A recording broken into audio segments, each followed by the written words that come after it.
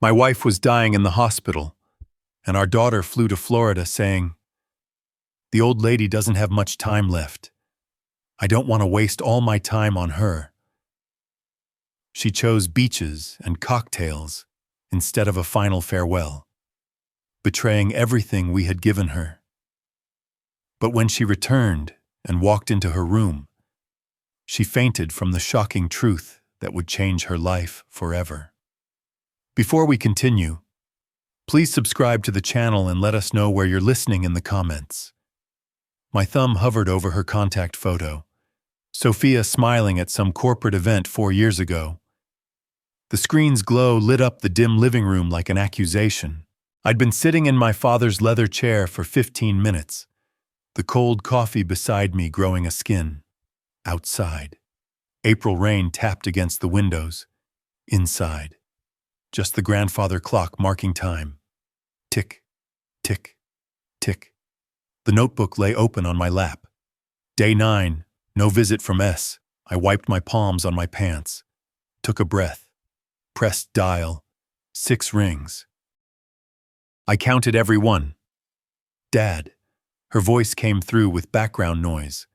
Music, laughter. What's up, not hello, not how are you. What's up? Sophia, I'm calling about your mother. Yeah, I know. Listen, it's kind of loud here. She's asking for you every day. A burst of laughter behind her. Someone's joke. She didn't move away from it. Dad, I told you work is insane right now. Tuesday's presentation it's not about work. My knuckles whitened around the phone. It's about your mother lying in a hospital bed. Don't start with the guilt trip. Guilt trip, I stood up. Couldn't sit anymore. 10 days. Sophia, 10 days she's been there. I'm aware of the timeline. Thanks. Are you? Because she keeps watching the door, thinking maybe today. That place is depressing. Her words slurred slightly. How many drinks I can't handle hospitals. You know that. Your mother handled them just fine when you had pneumonia at 16. Silence then. That was different. How I was a kid. I needed. She stopped herself. Needed what care, love, things she doesn't need now. I'm 35 years old. Dad, stop trying to control every move I make. The music swelled behind her.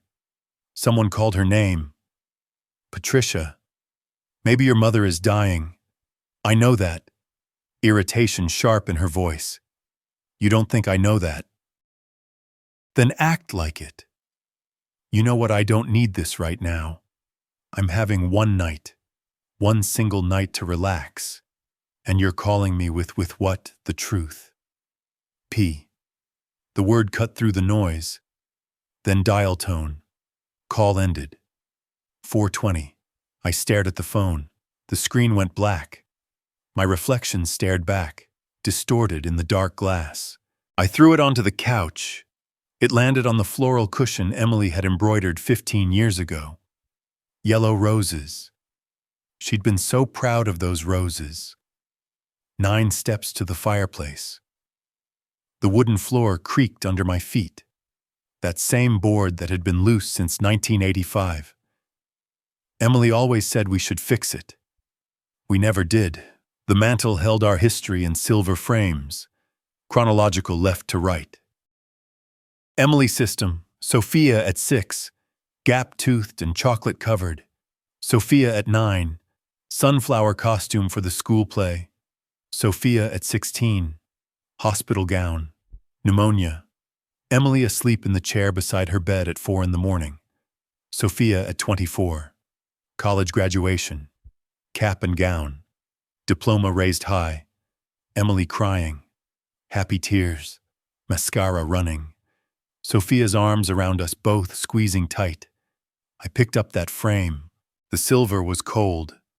Fingerprints smudged the glass where Emily had dusted it last month, back when she could still stand long enough to clean. The girl in the photo looked like she loved us. I studied her face. That smile. Those eyes. Where did she go? Slowly, I turned the frame face down on the mantel. My hand stayed there, pressing it flat against the wood. The clock chimed once. 9 o'clock. Rain turned to sleet. Harder now, tapping like fingernails against the windows. My phone buzzed from the couch. I didn't move to check it.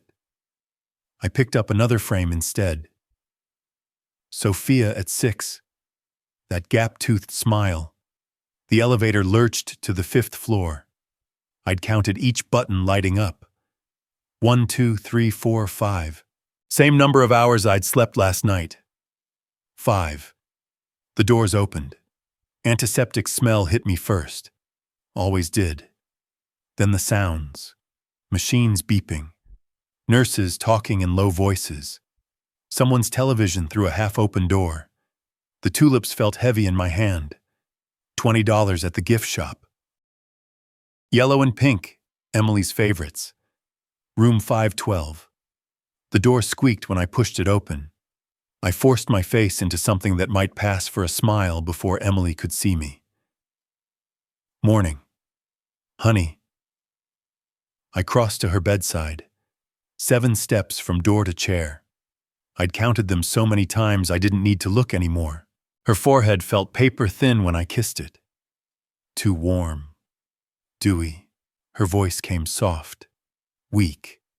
You're early. Wanted to beat the traffic. I found the plastic vase on the windowsill. Filled it at the bathroom sink. My hands shook. Arranging the stems. I studied them. She noticed everything. The chair scraped linoleum when I pulled it close. I took her hand wedding ring loose on her skeletal finger. Is Sophia coming today? The question I'd been dreading since I woke up. She sent her love. Too bright. Too fast. Big presentation Tuesday. Important client. Emily studied my face. Those eyes still sharp even in that wasted body. Tuesday's 3 days away. You know how she is. Perfectionist. Gets it from you. A pause. Emily's breathing labored despite the oxygen cannula. She knew I was lying, but she let it go. She works too hard. Relief mixed with shame in my chest. Just like her mother. The machines beeped their steady rhythm. Heart monitor. IV pump outside the window. Gray sky over the parking lot. Bare trees reaching up like bones. The purple shawl draped over her shoulders. The one Sophia gave her 6 years ago. Emily wore it every day now. 8 get-well cards lined the side table. None from Sophia. Tell me about yesterday. Emily shifted slightly. What did you do after you left Red a bit?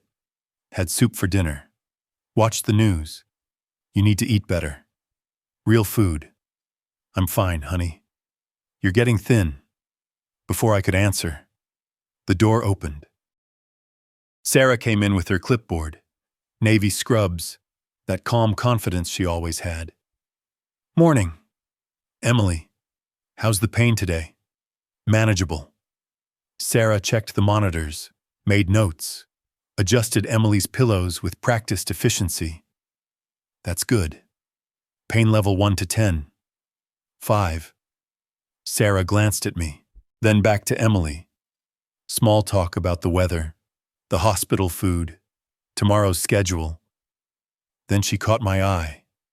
Slight head tilt toward the door. I need to stretch my legs. I squeezed Emily's hand. Be right back. Sarah led me into the corridor, 20 feet down near the supply closet. She leaned against the wall, arms crossed. Mr. Upton, she spoke quietly. Can I be frank? My defenses went up automatically. Of course. I've been a nurse 16 years. Seen a lot of families. Sarah, your daughter hasn't called the nurses' station once. She held my gaze. Not once in 3 weeks. Hasn't asked about medication, prognosis, visiting hours. Nothing. She's very busy. Director-level position. Lots of responsibility. Mr.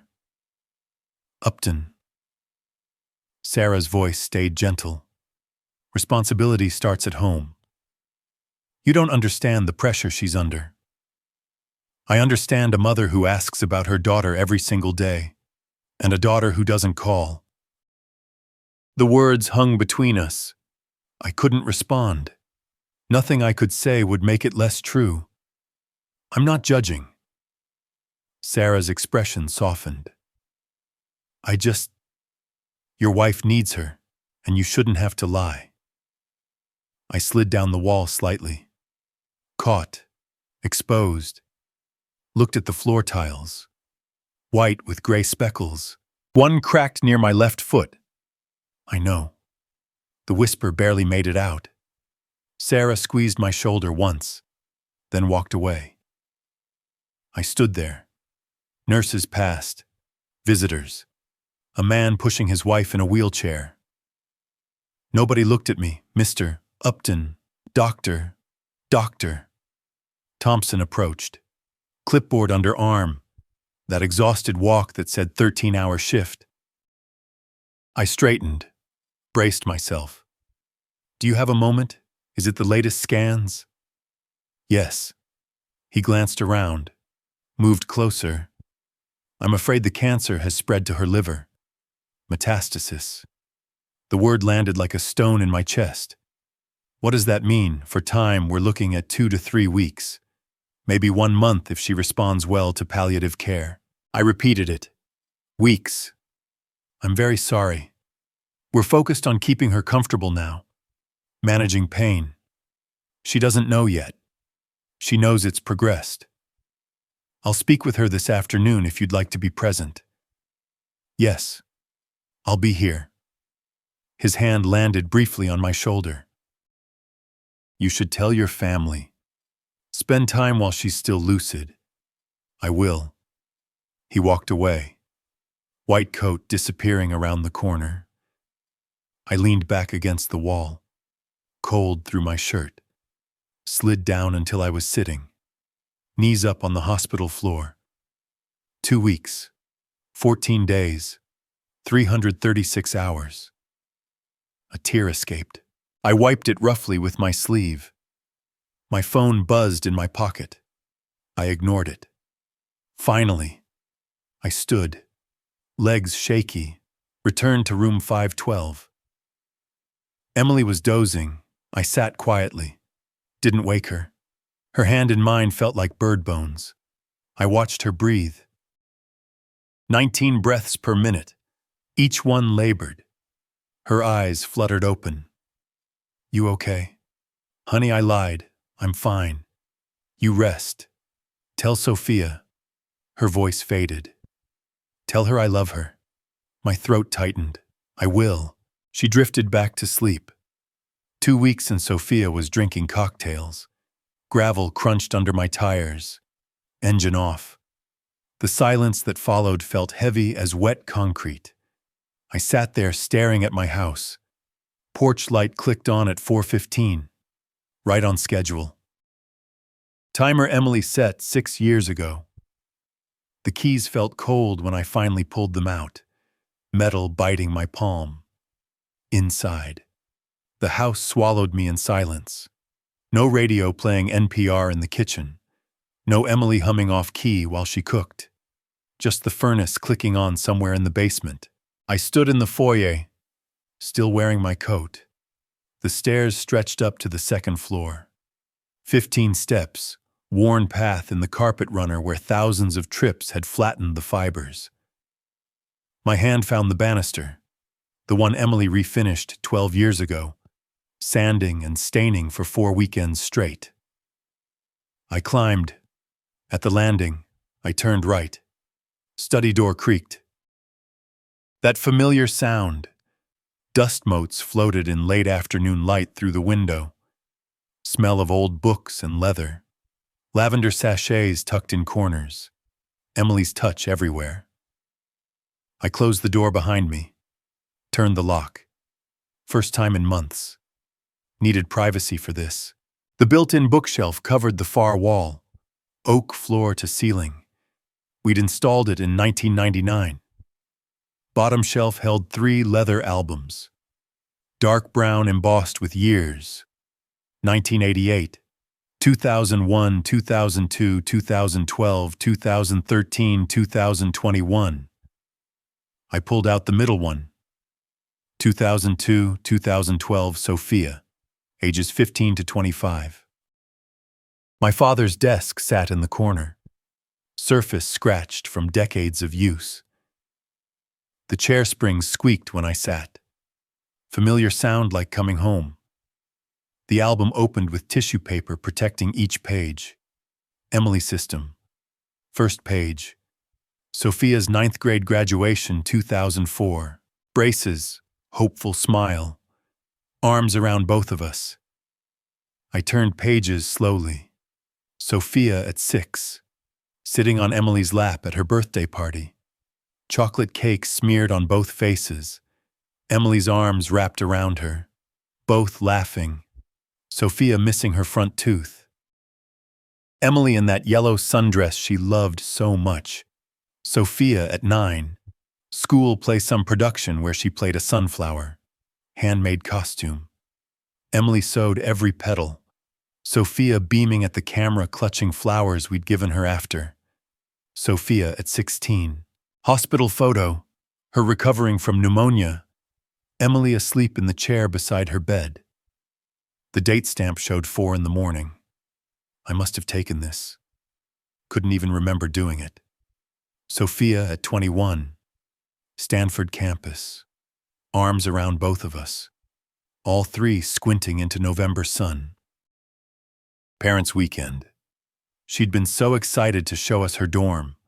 Sophia at 24. College graduation. Cap and gown. Diploma in hand. Emily crying. Those happy tears. Sophia's expression. Pure pride and love. I traced my finger over young Sophia's face in one photo, lifted the corner carefully from its mount, held it close to the desk lamp. Emily's handwriting curved across the bottom. Our sweet girl, age 6. One photo slipped from my grip, fluttered to the floor. I bent to retrieve it. Movement felt like lifting boulders. In the back of the album, a manila envelope tucked in the pocket. Worn edges label in Emily's hand. Sophia, college letters. I opened it. 9 letters inside. Various dates. 1998 to 2005. Spread them on the desk chronologically by postmark. Picked up the earliest. October 1998. Freshman year. Her handwriting still rounded. Girlish. I read aloud to the empty room. Mom and Dad, I miss you so much. Classes are hard but exciting. Thank you for everything you sacrificed to send me here. I won't let you down. Love your Sophia. P.S. Mom, I'm eating vegetables like you made me promise. The paper trembled in my hands. Next letter. April 2000, sophomore year. Thanks for the birthday check. Used it for textbooks. Boring, I know. Love you both. Exo Sophia, shorter but still warm. December 2001, junior year. Hi, sorry I missed Thanksgiving. Got an internship opportunity. We'll make it up at Christmas. Yes, even shorter. May 2005, postgrad. Just an email printout Emily had saved. Got the promotion. Director track moving to bigger apartment. Busy with onboarding. Talk soon. I set them down in a row. Watched the progression like watching someone walk away. Getting smaller. More distant until they disappeared. The more successful she got, the less she needed us. I set it to the empty room, and the less she cared. The desk drawer stuck. Had to pull twice before it opened. Inside. Small velvet jewelry box. Maroon. I opened it. Gold locket, heart-shaped, engraved, W+E 2001. Our 26th anniversary. I'd given this to Emily. She wore it for years until the chain broke in 2019. The hinge was stiff when I opened it. Tiny. Reluctant. Inside. Photo of baby Sophia. 4 months old. 1989. Opposite side. Lock of baby hair. Brown. Soft as down. I held the locket in my palm. Gold warming from my hand now. That baby needed everything from us. Fed her. Changed her. Rocked her through colic nights. Emily barely slept for months. The contrast struck like lightning. Baby who needed everything. Adult who wanted nothing from us. I closed the locket. Small click of closure. Set it on the desk next to the letters and photos. Evidence of a transformation I'd been too close to see happening. Where did she go? That little girl who ran to us after school, bursting with stories.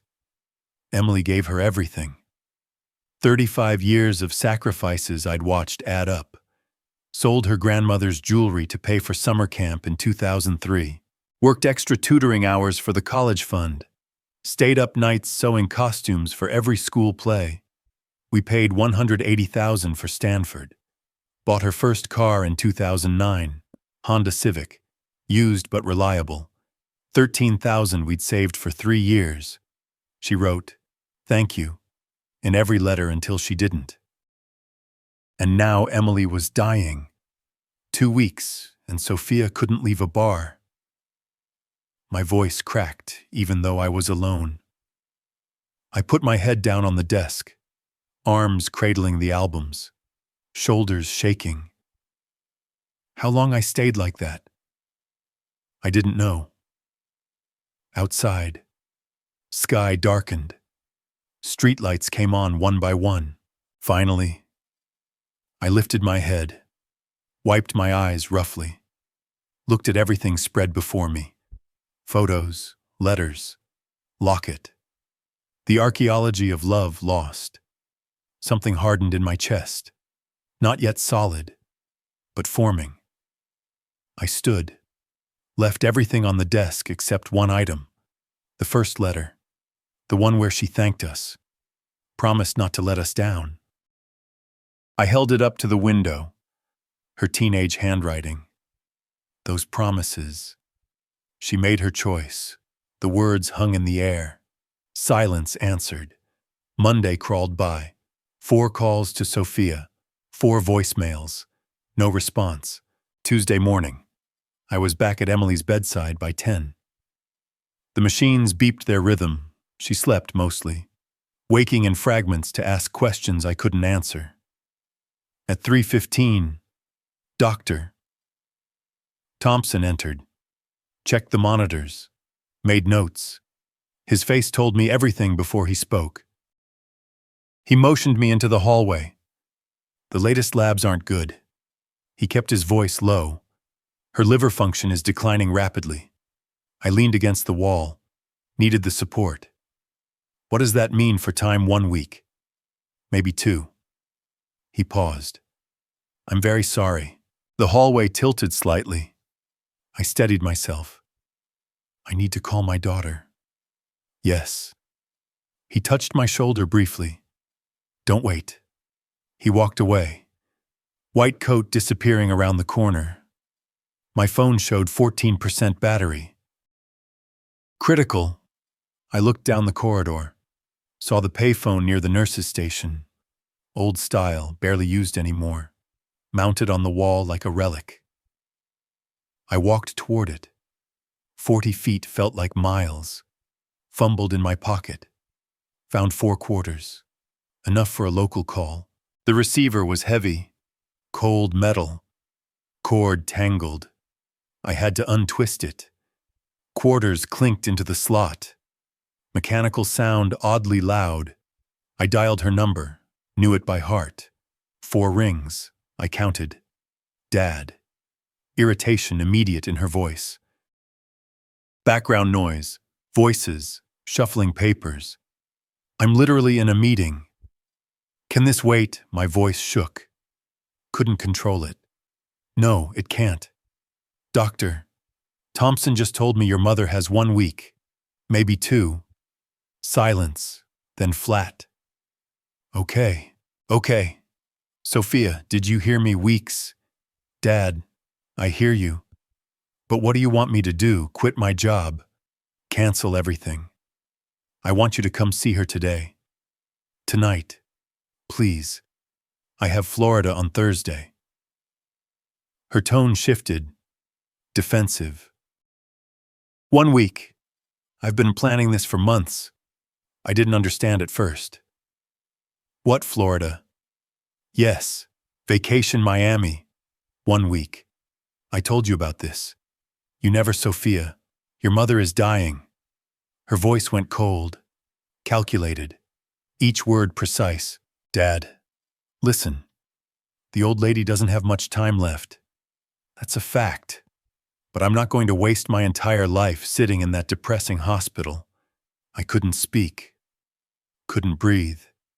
She continued, I haven't had a vacation in 3 years.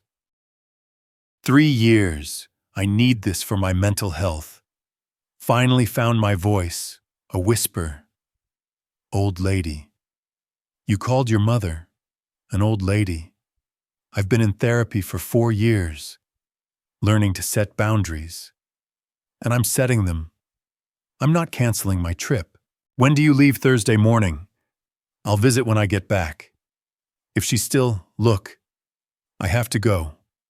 Client's waiting. Sophia, we'll talk when I'm back.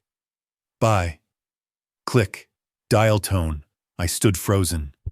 Receiver still at my ear. The buzzing monotonous. Endless. 40 seconds passed. Maybe more. I couldn't move. Mr. Upton. Sarah's voice. Her hand touched my shoulder gently. I didn't respond. Couldn't. Mr. Upton.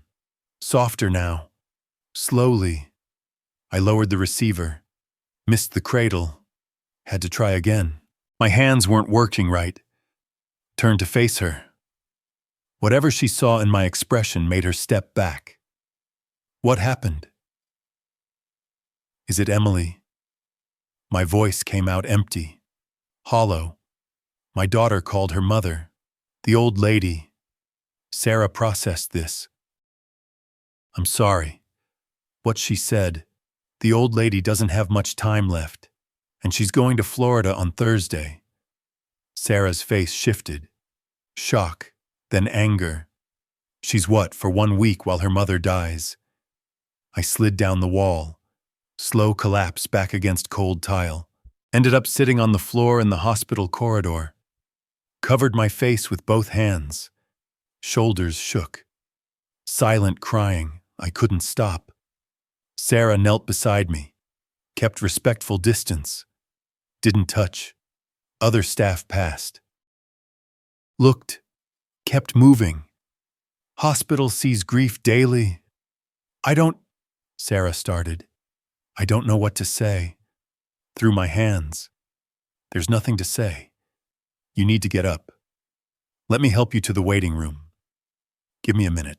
Take all the time you need. 6 minutes later, I stood. Sarah helped. I need air.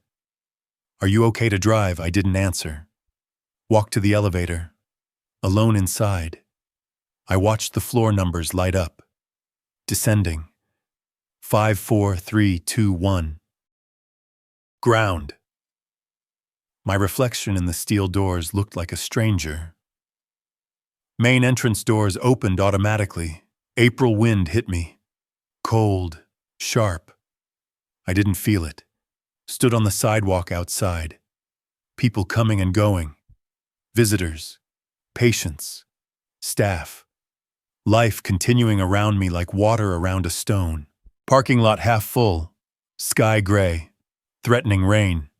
Wind picked up newspapers. Trash sent them skittering across asphalt. I checked my watch. 3:43. 24 minutes since Dr. Thompson spoke to me.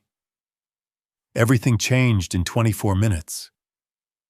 Something hardened in my chest. Not grief anymore. Something colder. I looked up at the hospital windows.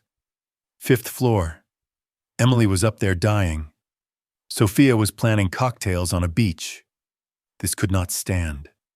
I walked to my car, got in, sat in the driver's seat, didn't start the engine, took out my phone, battery at 8% now. Stared at the screen. Thursday. She'd be gone. Thursday. 1 week. I had 1 week. I sat in the dark kitchen for hours. Didn't turn on lights when I got home at 7:30. Didn't eat, didn't move. Just sat there replaying her words. The old lady. At 10 o'clock p.m. I finally reached for my laptop. The house was dark except for streetlight through the window. Kitchen table cluttered with mail. Empty coffee mug from this morning. Refrigerator hummed. Only sound. My face lit blue when the laptop screen came on. I sat motionless for a long moment. Looked around the kitchen. Our kitchen. Emily's domain. 42 years of meals cooked here. 42 years of family dinners. Birthday cakes. Morning coffee. The photo of Sophia on the refrigerator caught my eye. Corporate party. Fake smile held by a magnet shaped like a strawberry. I stood chair-scraped floor. 5 steps to the refrigerator. Removed the photo. The magnet clattered to the floor. I didn't pick it up. Opened the drawer beside the stove. Junk drawer full of batteries, rubber bands, twist ties. Placed the photo face down inside. Closed the drawer.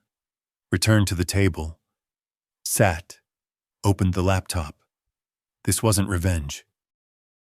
This was consequences. Sophia chose Florida over her dying mother. She chose. If money was her language, I'd speak that language. My fingers moved across the keyboard. 2-finger typing. Slow but determined. How to change Will California Legal Aid website information clear. Straightforward disinherit adult child. California law firm article detailed professional California inheritance requirements. 2-witness rule. Both witnesses must be present. Cannot be family members. Can parents disinherit children? California? Yes, with explicit language. Must state intentional disinheritance. Best estate attorney. Los Angeles. Robert Hayes's firm appeared. 4th result. I stopped. Stared at the screen. Robert Hayes. I already knew him. 26 years we'd known each other. Our wives were friends. He'd handled our first will back in 2001. I could call him tomorrow. I took notes on an old envelope. Pen scratching paper. Hayes. Tomorrow. 10 o'clock a.m. 2 witnesses. Not family. 550,000 where that last number stared back at me. Over $500,000. I opened our financial files. Spreadsheet Emily had maintained for years. Everything organized, categorized, color-coded. So, like her joint savings, 310,000. House value 250,000. Appraised 3 years ago. Life insurance 16,000. Funeral costs total 550,000. Sophia expected all of it. Had probably calculated it herself. Planned her life around inheriting this. Her apartment, her lifestyle, her retirement plan. All dependent on money she didn't earn. Money she doesn't deserve. I wrote on the envelope, Educational Fund, Emily's name. Sat back.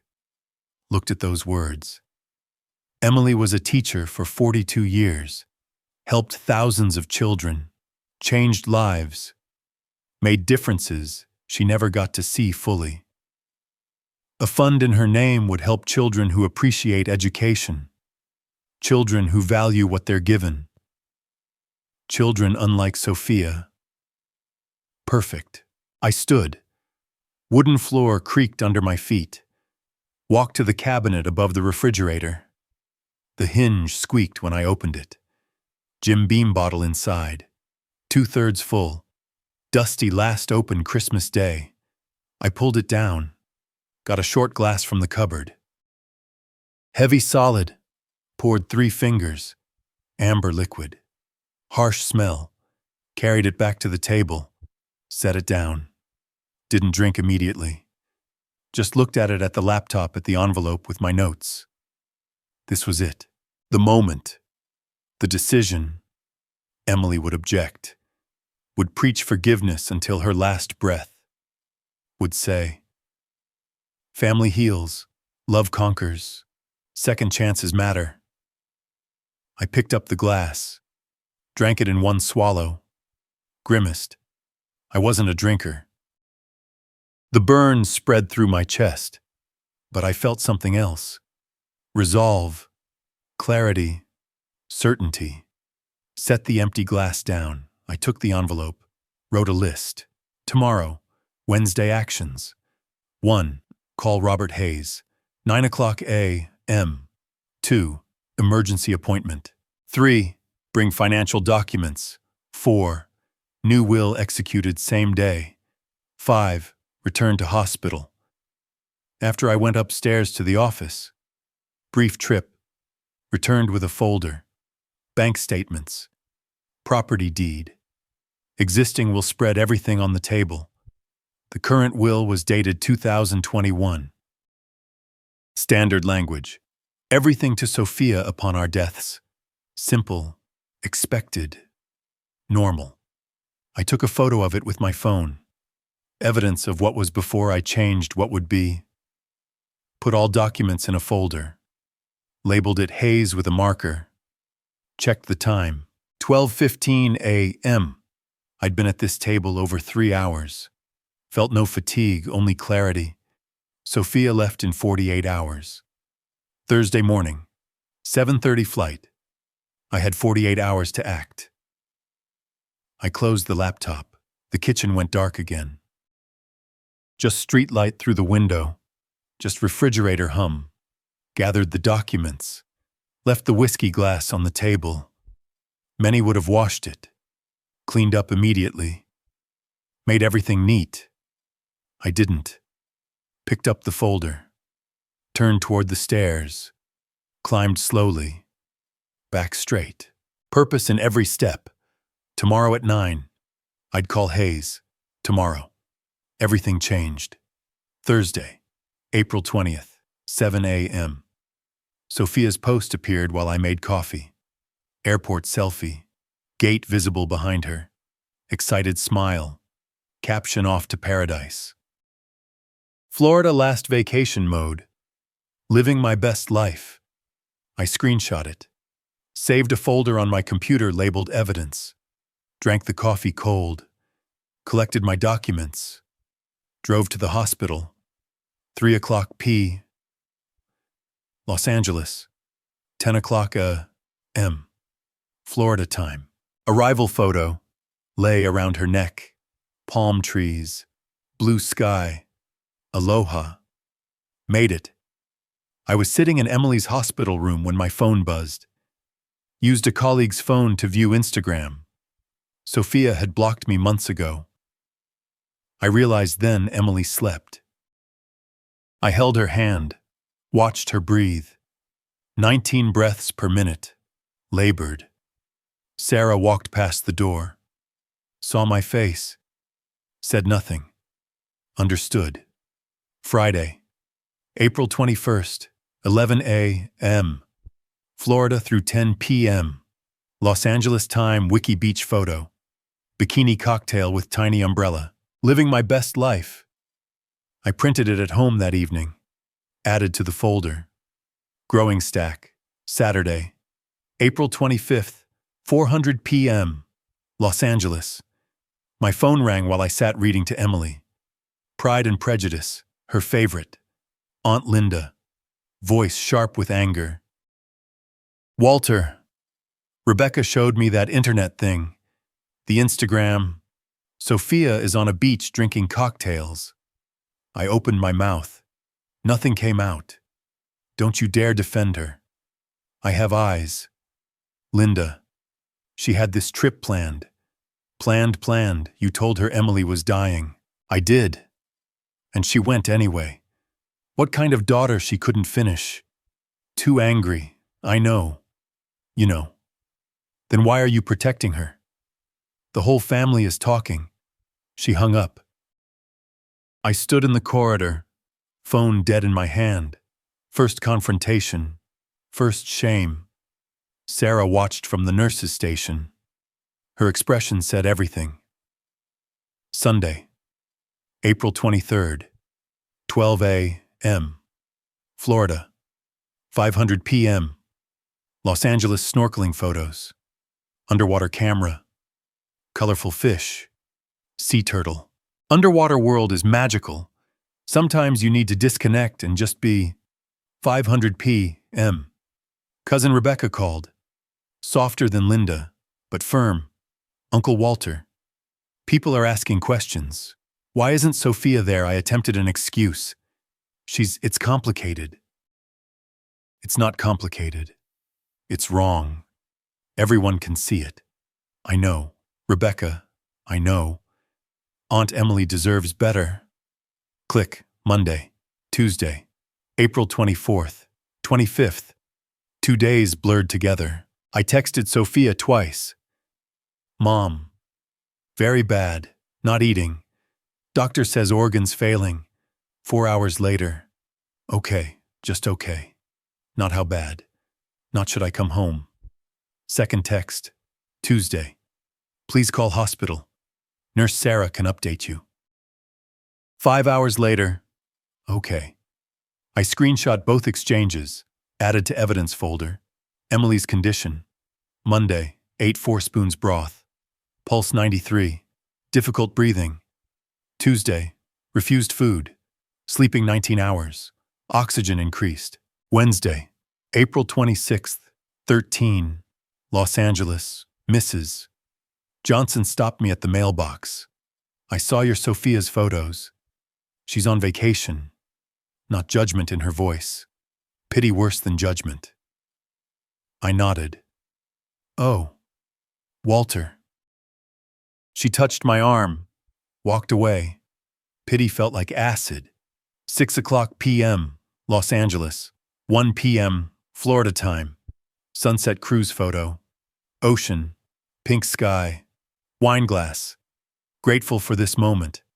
Life is too short not to enjoy. Life is too short. I read those words sitting beside Emily. Her life literally too short. Weeks. Days maybe. The irony tasted like bile. Thursday. Saturday. April 27th. 29th. The posts kept coming. 25 total over 1 week. Samples. Best Mai Tai ever. Pearl Harbor Memorial. So moving. You can't visit your dying mother. Dinner at Duke's. Fresh. A high. Sunrise. Yoga on the beach. Blessed helicopter tour. Incredible views. Sometimes you just need to prioritize yourself. Self-care. My routine became mechanical. Morning. Check Instagram through borrowed account. Drive to hospital 40 minutes. Sit with Emily 11 to 13 hours. Read to her when conscious. Hold her hand when sleeping. Lie when she asked about Sophia. Evening home. Print new posts. Add to evidence folder. Count. 25 posts. 0 calls to hospital. Sunday, Tuesday. April 30th. May 2nd. Emily declined visibly. Sunday. Blood pressure dropping. Skin yellowing from liver failure. Monday. Barely conscious. Whispered. Sophia, I lied. Soon, honey, soon. Tuesday, doctor. Thompson adjusted pain medication. Pulled me aside. Days now. Maybe a week. Days. The shame accumulated like snow. Aunt Linda called again, angrier this time. Screamed about family duty, Rebecca texted. Family asking me to ask you, where is she, Mrs. Thompson from church visited. Emily. Asked about Sophia. I mumbled about work. Everyone knew. Everyone had seen Instagram. Nobody believed my excuses. My evidence folder grew. 25 printed Instagram posts. 2 SMS exchanges showing okay responses. Notes on family calls. Dates, times. Accusations. Daily log of Emily's condition. All organized chronologically. Labeled tabs. Posts, messages. Decline. Wednesday, May 3rd, 3 p.m. Florida, 8 p.m. Los Angeles. Sophia's last post from paradise. Last day in paradise. Back to reality tomorrow. But what a perfect 1 week. Blessed recharged. Thankful for this life. Perfect 1 week. I sat at home. Opened the evidence folder.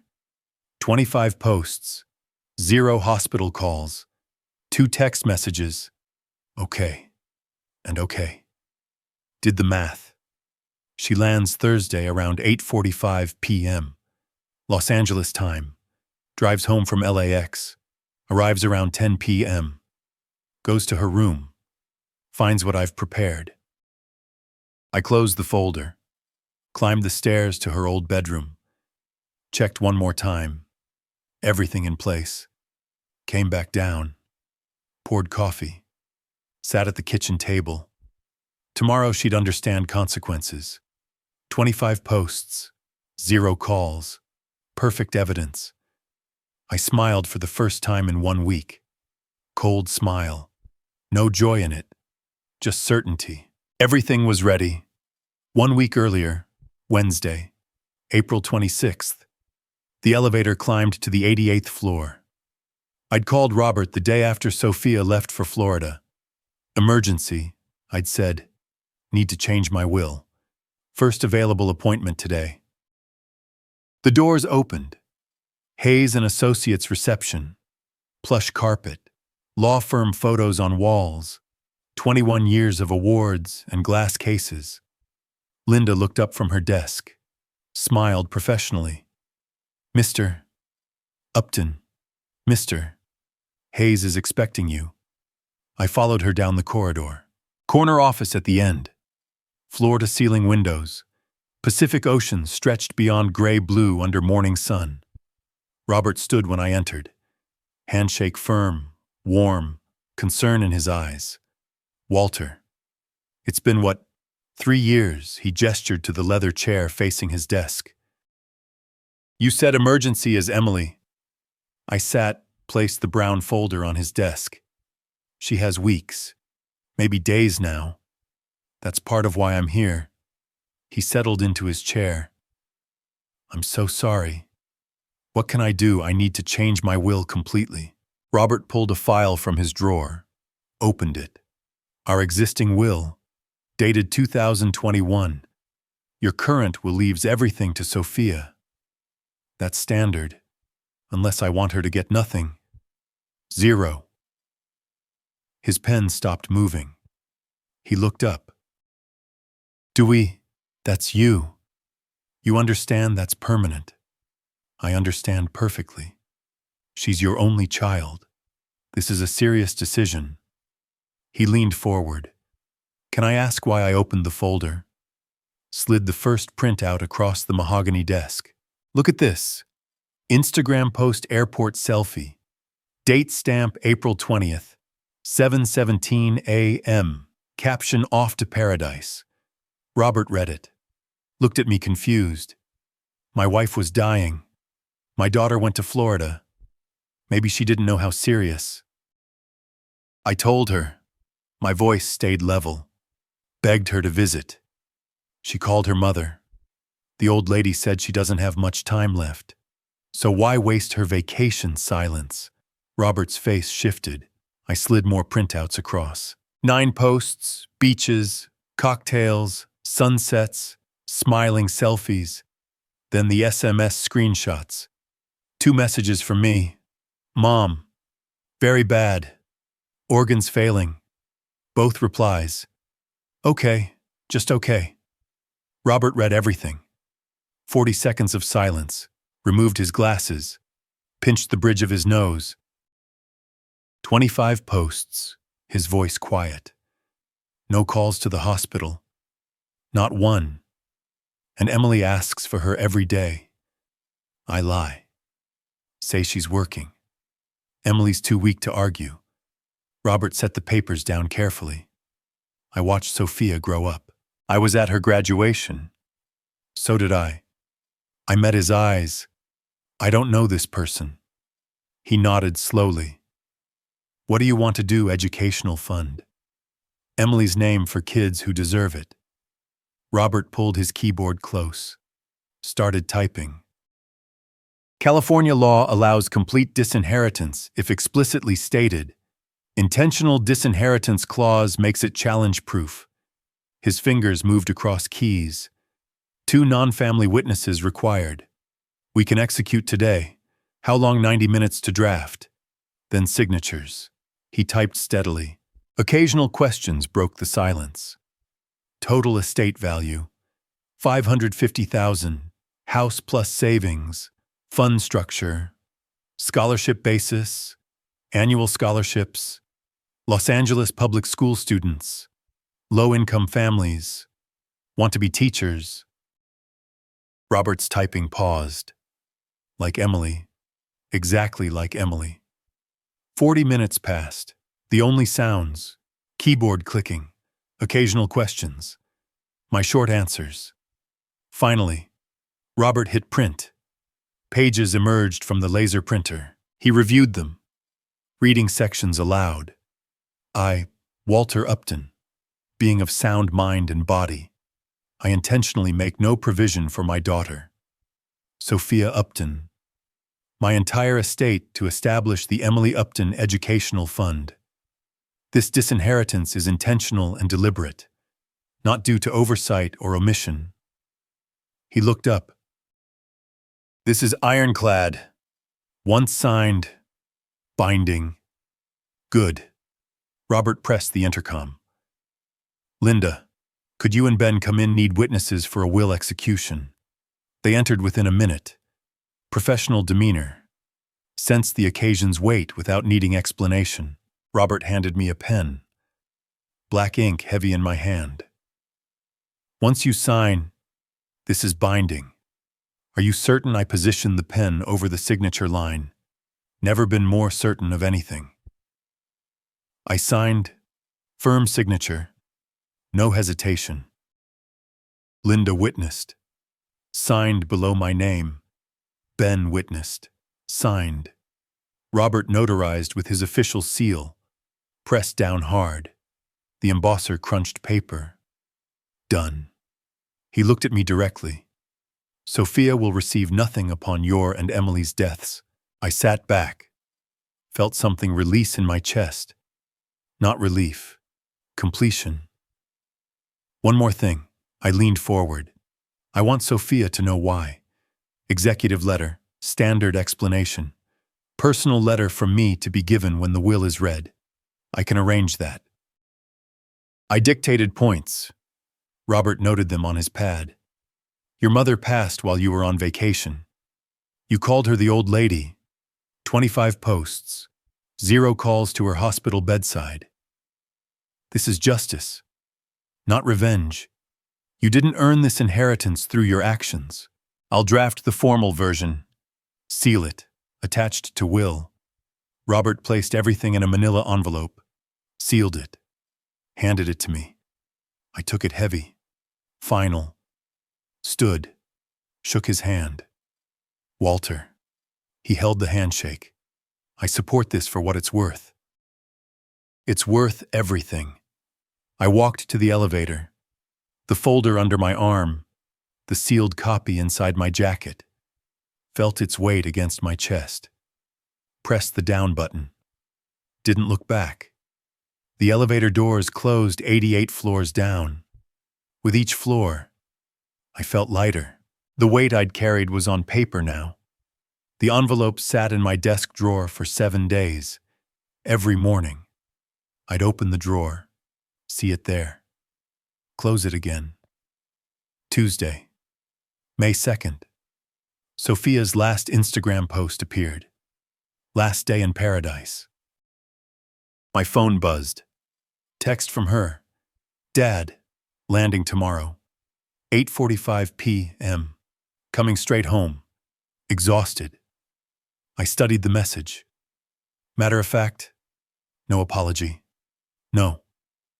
How's mom? Just logistics. Typed reply. Okay. I'll be home. Considered adding more. Deleted it. Sent the short version. Opened the colleague's phone. Looked at Sophia's final post again. Sunset photo. Wine glass. Perfect 1 week. Comments underneath. So jealous. Come back refreshed. You deserve this.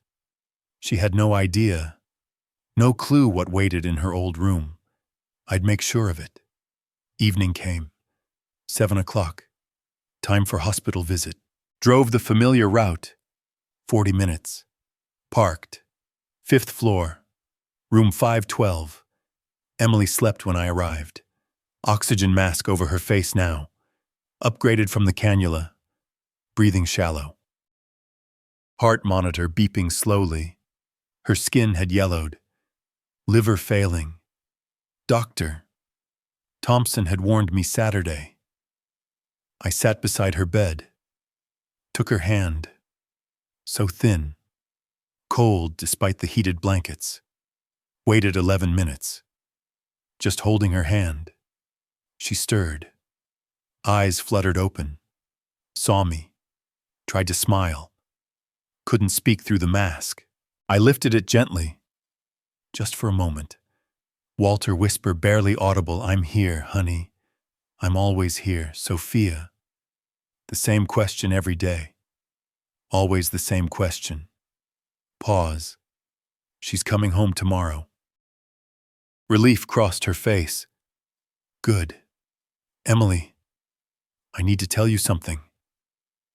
My thumb traced circles on her hand. I did something. Changed our will.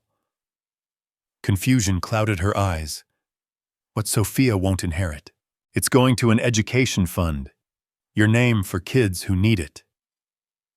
She processed slowly. Weak, Sophia. She chose Florida over you. I can't forgive that. Maybe you could. I can't. A tear escaped down her temple. My baby. I kissed her hand. I'm sorry. I had to. She needs to learn consequences. Emily, too weak to argue, just closed her eyes. Tears still wet on her face. I love you. This is for you. To honor you. She didn't respond. Drifted back to sleep. I replaced the oxygen mask. Sat there another hour. Watching her breathe. Wednesday morning. 11 o'clock a.m. Home alone. Went to the study. Opened the desk drawer. Took out the manila envelope Hayes had given me. Felt its weight. Moment of truth. Opened it carefully. Inside. Will copy. 4 pages stapled. Letter 1 page. Read the letter one final time. Sophia, if you are reading this, your mother has passed away. You were not there. You were on vacation when she needed you most. You called her, the old lady, and said her remaining time wasn't worth interrupting yours. I have changed our will. You will inherit nothing. The entire estate, $550,000, has been directed to establish the Emily Upton Educational Fund for students who want to become teachers. This is not revenge. This is consequence. You did not earn this inheritance through your actions. Your father, Walter Upton, set it down, found a new manila envelope, large one, wrote on the front in black marker, open immediately, Placed will copy and letter inside. Sealed it. Held it. Final moment. Point of no return. This was it. 4 o'clock. Afternoon light slanted through windows. Climbed the stairs to Sophia's room. Door closed. Hadn't been in here for months. Pushed it open. Everything frozen in time. Twin bed with purple comforter she'd picked at 17. Desk with old textbooks from college. Posters on walls. Bands from the 2000s. Movies she'd loved. Photos everywhere. High school friends. Family vacations. Debate team pictures. Trophy shelf. Volleyball. Academic awards. Everything she'd been before. Dust on surfaces. I didn't clean in here often. Couldn't bring myself to change anything. This was the room of a loving daughter. That person didn't exist anymore. I walked to the bed, placed the envelope centered on the purple pillow, smoothed it flat, white against purple, impossible to miss. Stepped back, looked at it there. Done. Left the door half open so she'd see the light. Go in. Went downstairs. Evening came. 7 p.m. Made coffee. Didn't drink it. Sat in the living room.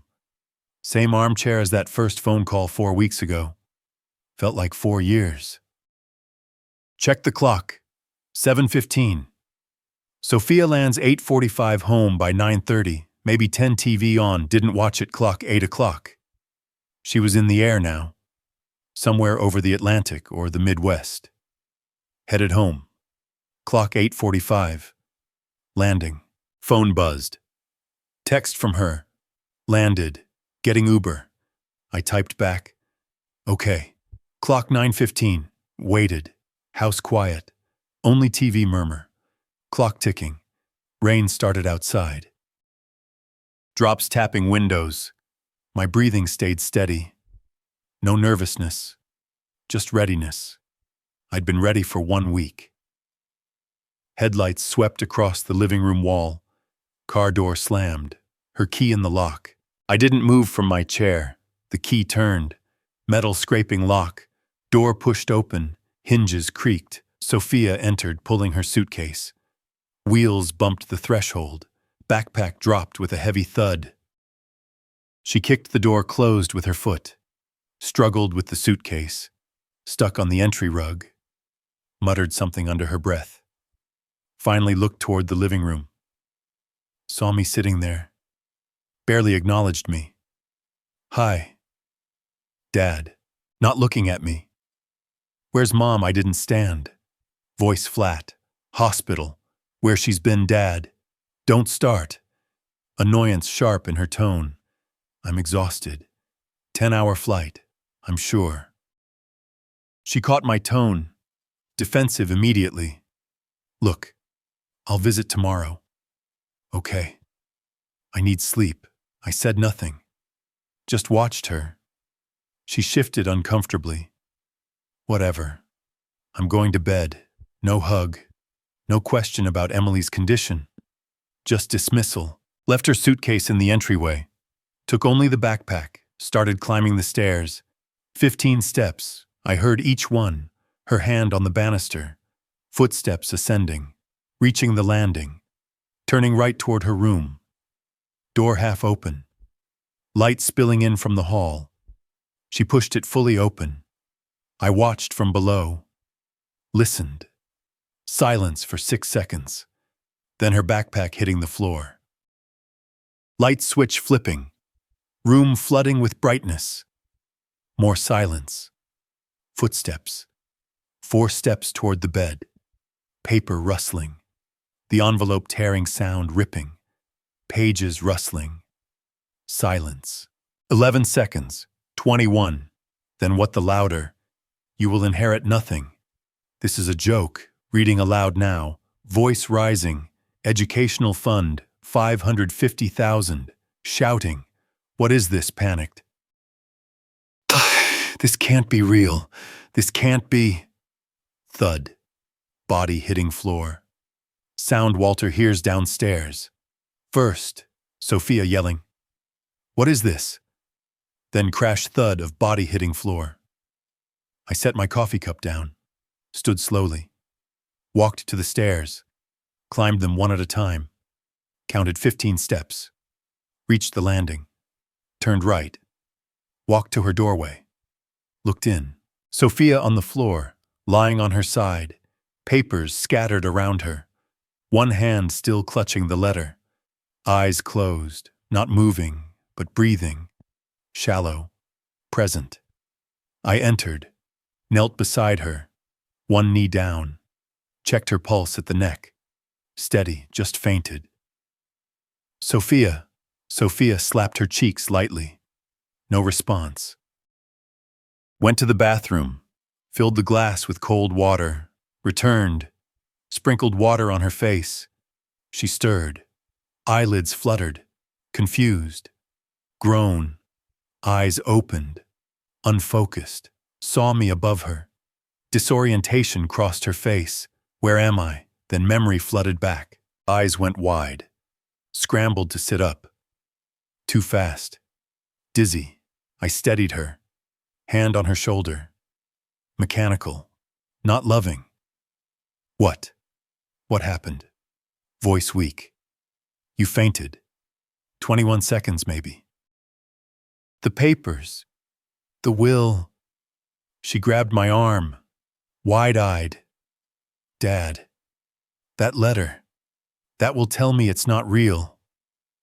I looked at her directly. It's real. You can't do this. I already did. April 26th. It's legal. It's done. Her voice cracked. No, this is fake. You're trying to scare me. It's not fake. Dad, I'm sorry. Okay, bargaining now. I'll visit Mom tomorrow. I promise. Tomorrow's too late. You can't just cut me out. I'm your daughter. Are you? The question hit her, stopped her cold. She stared at me, mouth opened. Nothing came out. Still on the floor, I helped her slide to lean against the bed. She was shaking, picked up the will copy, read it again. 550,000 educational fund, intentional disinheritance. Looked at me with disbelief. You're serious? Completely. She clutched the will, knuckles white, eyes filling with something. Tears or rage, couldn't tell yet. I stood. She sat on the floor, surrounded by papers that destroyed her future. The silence stretched between us like a chasm. Her mouth opened again. She struggled to her feet, grabbed the will, waved it at me. This isn't legal. I crossed my arms, stayed in the doorway. It's completely legal. You can't just cut me out. I did. I'll contest it. Any lawyer will tell you. Robert Hayes drafted it. Best estate attorney in Los Angeles. Airtight. She shifted tactics. You're doing this to punish me. I'm doing this because you earned it. I've been busy. You don't understand my life. My voice stayed level. I understand perfectly. I'm your daughter. Desperation crept in. That has to mean something. You were my daughter. Past tense. The words hit her like a slap. How can you say that? How could you call your mother the old lady? She froze. I didn't mean it like that. You're twisting my words. April 18th, 3:23 p.m. I recited it precisely. You said, the old lady doesn't have much time left. I'm not wasting mine sitting in a hospital. Quote. I was stressed. Work pressure. You don't know what it's like. You were at a business meeting, then went to Florida for 1 week. I needed that vacation. Mental health. My therapist said. I cut her off with a hand gesture. Stop. She changed tactics again. Attacked. You're not perfect either. You worked all the time when I was growing up. I worked overtime to pay your $180,000 Stanford tuition. You chose that. I chose to give you opportunities. My voice hardened. You chose cocktails over your dying mother. Direct hit. She staggered like I'd struck her, paced the room, pulled at her hair, picked up papers, threw them down, then sudden shift, dropped to her knees, theatrical. Grabbed my pant leg. Daddy, please, I'm sorry. I was wrong. I looked down at her, unmoved. She tried to kiss my hand. I pulled away. I'll change. I'll visit Mom every day. Too late for that. I'll go to the hospital right now and say whatever you want. I'll apologize. Tears flowing now. Real ones this time. I'll make it right. Just undo the will. You're not sorry you hurt her. I stated fact. You're sorry you lost money. That's not true. Every word you say proves I made the right choice. I'll take care of you both. I promise. If you loved us, you'd have been there. You weren't.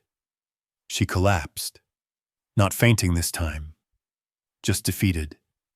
Sat on the floor. Papers scattered around her. What do I do? Tell me what to do. Nothing. It's done. I turned, walked to the door. Where are you going? She scrambled up, followed me desperately. Wouldn't let me leave. I descended the stairs. 15 steps. She stumbled after me, entered the living room, sat in my chair. She stood in the doorway, disheveled, papers still clutched in her hand. Rain drummed harder against the windows. Clock showed 10:10. I reached into the side table drawer, pulled out the manila folder. She saw it. Didn't understand yet. Not yet. I opened the folder, took out the first printout, placed it on the coffee table, facing her. Added another, arranging them in rows. She watched, confused at first, then recognized them. Her own posts. Color drained from her face. April 20th, 7 a.m., LAX airport. I pointed to the first one. Off to paradise. Silence. Your mother couldn't swallow water that morning. Place the next post. April 21st. Wiki Beach. You in a bikini with a cocktail.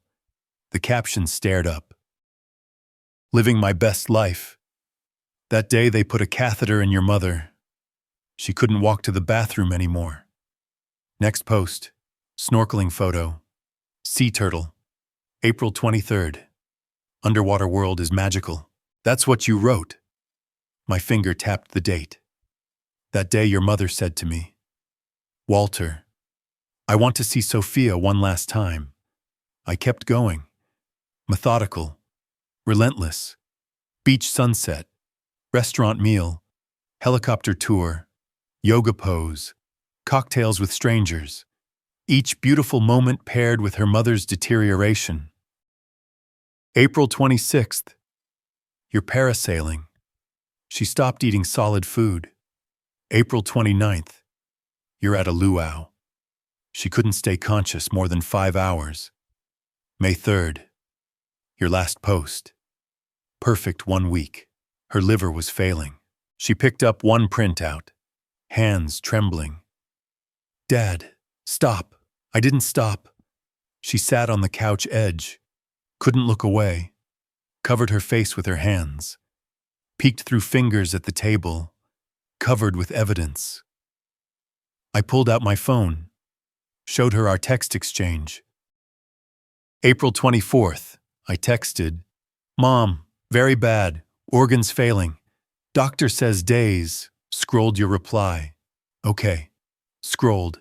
April 27th. I texted, please call hospital. Nurse Sarah can update you. Scrolled.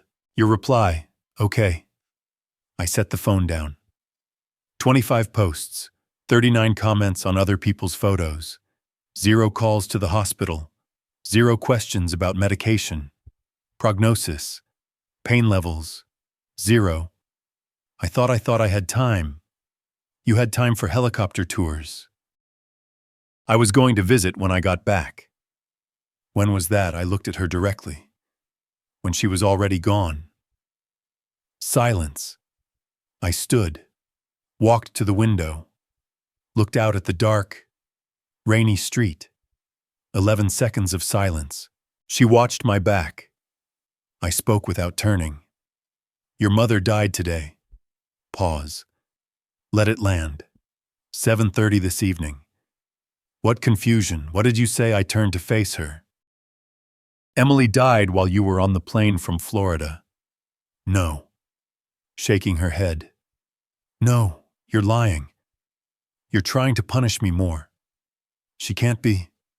I just talked to you yesterday. Hospital called at 7:15.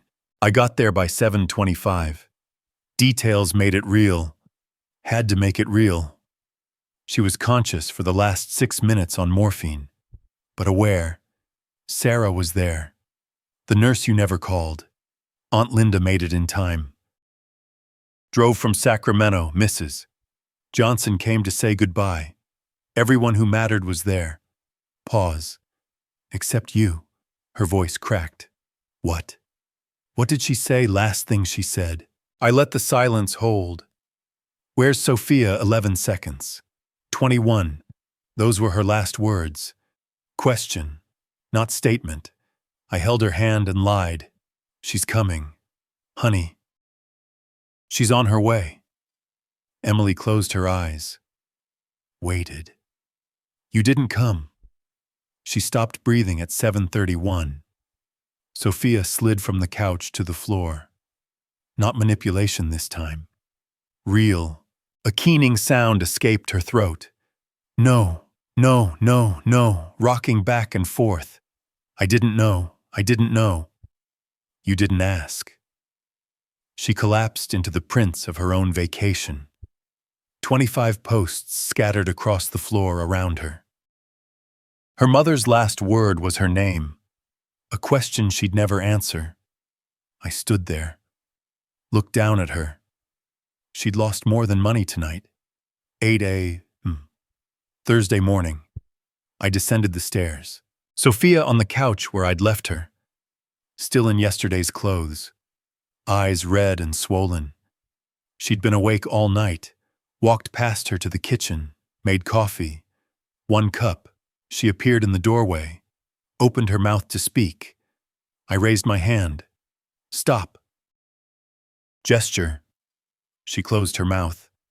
Funeral is Sunday, May 7th, 12 o'clock.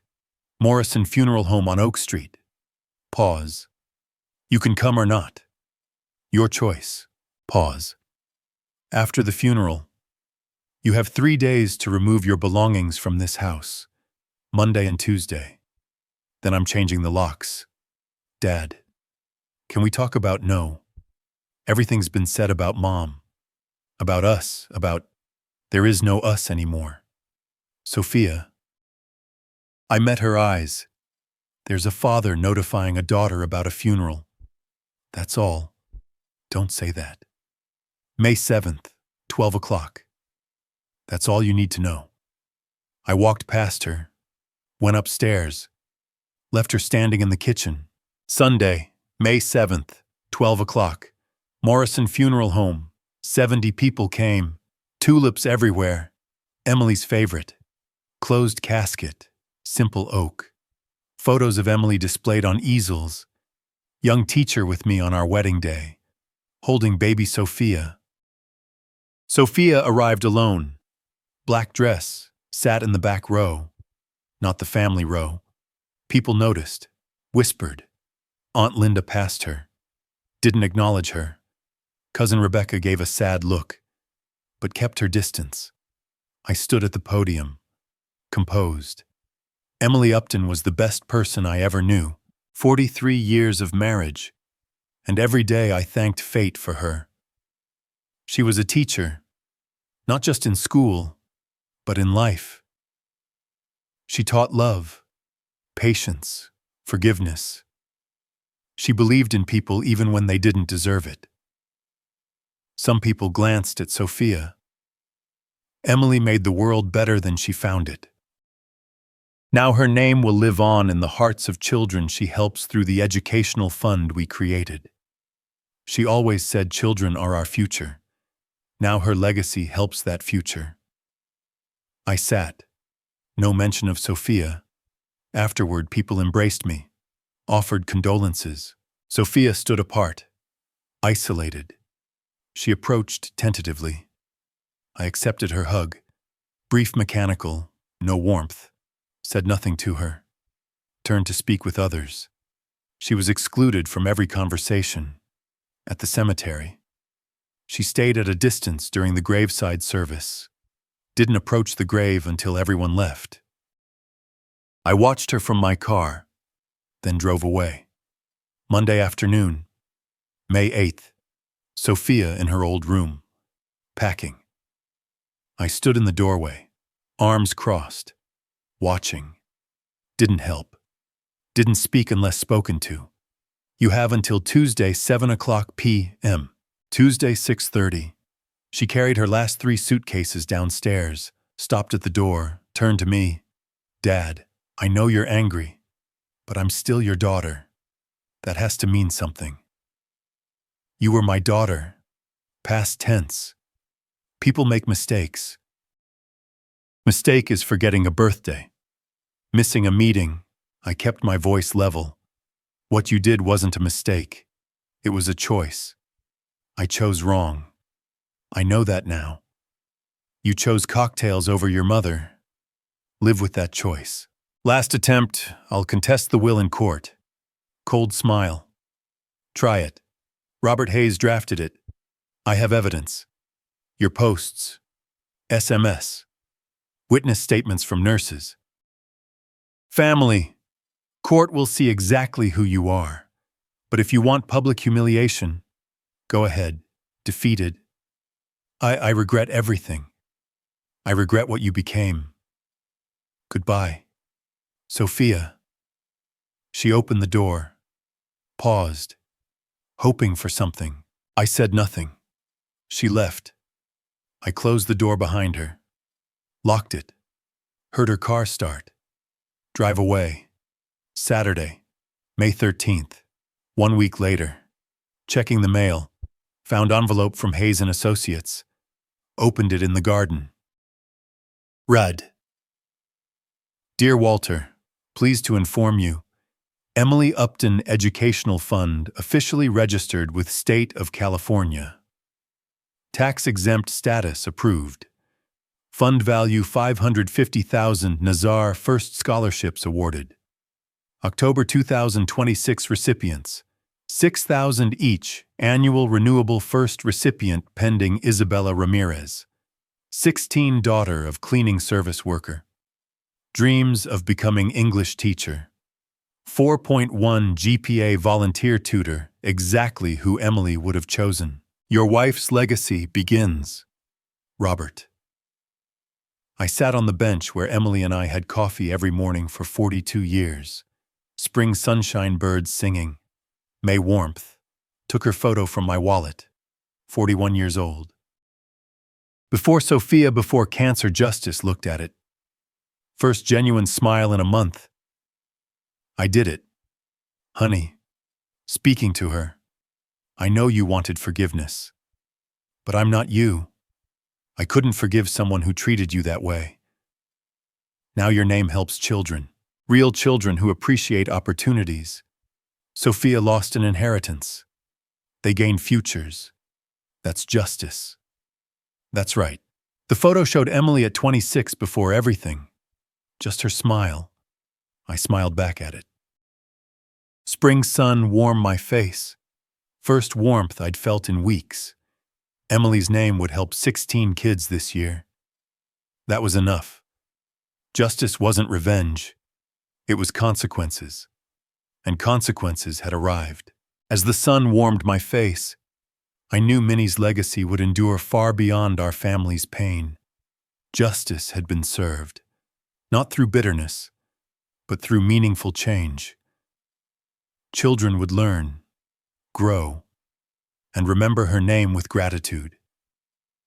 It was the ending she deserved, one filled with hope and purpose. Though forgiveness eluded me, peace had finally arrived. If this story touched you, share your thoughts in the comments below. What would you have done in my place? Drop your impressions, questions, or personal stories. We'd love to hear from you. Let's discuss and connect more deeply. Engage with the channel by liking and subscribing for more heartfelt tales. To catch the next story, simply click the box on the left. Thank you for joining us today. Your support means everything.